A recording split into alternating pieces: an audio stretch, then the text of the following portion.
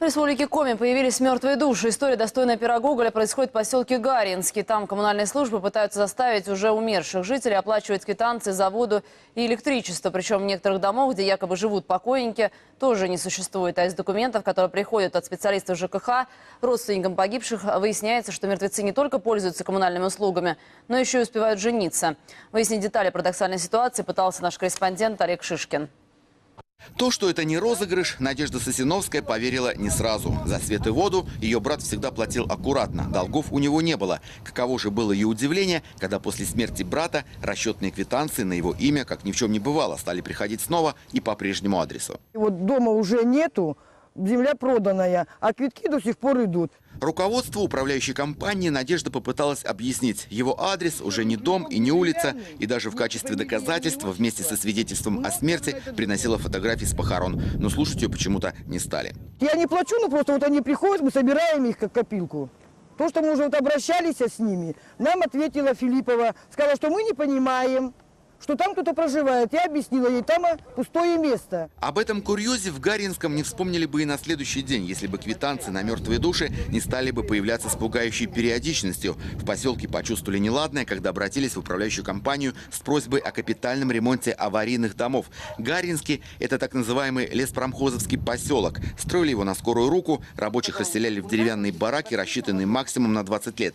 Этот дом, который построил Леспром, уже отметил полувековой юбилей и трещит по всем швам. Наша управляющая компания, обслуживающая нас, она вообще даже гвоздя в этом году не забила, не выделила на наш поселок. Потому что отнекиваются они тем, что у нас много долгов. А долги у нас именно за счет покойников. Для решения проблемы жители поселка даже создали комитет общественного самоуправления, внешне напоминающий женсовет. Все работоспособные гаринские мужики давно подались на заработки. Копнув поглубже, члены комитета погрузились в такие тайны потустороннего мира, что дух захватывает. Оказалось, что умерший 1,5 года назад брат Надежды не единственный злостный неплательщик. В компании с ним еще 69 покойников. Причем, судя по бумагам, которые рассылает управляющая организация, все они живее, как говорится, всех живых. В июле 2011 года проживал один человек, платил за воду 33 рубля. В августе наш покойник подженился, еще ему подарили льготу. Теперь он должен за воду платить 200 рублей в месяц.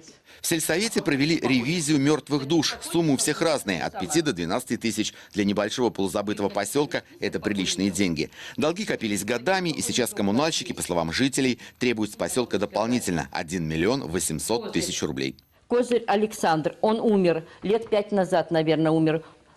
У него приходит расчетка, он задолжал 7 тысяч, она здесь у меня лежит, но этого дома даже нету. Потому что его снесли, сельсовет этот участок продал. Он даже не числится по сельсовету. В Гаринском готовы поименно назвать всех тех, кто платить за ЖКХ не должен. Они вообще уже никому ничего не должны. Но управляющей компании другое мнение. Это как раз не мертвые души, о которых мы говорим, а люди, которые выехали из Пашги, вернее, из Гари, потому что там невозможно найти работу. Они, слава богу, не умерли, они все живы-здоровы. Я полагаю, что это выражение просто некорректное. Местные жители обратились в районную прокуратуру. Выяснилось, что коммунальщики умудрялись начислять покойникам плату и за техобслуживание уже несуществующих в ряде случаев домов, и даже за вывоз мусора. После проверки управляющую компанию обязали сделать перерасчет. Хорошо еще, что свет и воду за долги отключить не успели, радуются местные жители. А ведь могли сгоряча. Доказывай потом, кто здесь жив, а кто мертв. Олег Шишкин, Первый канал.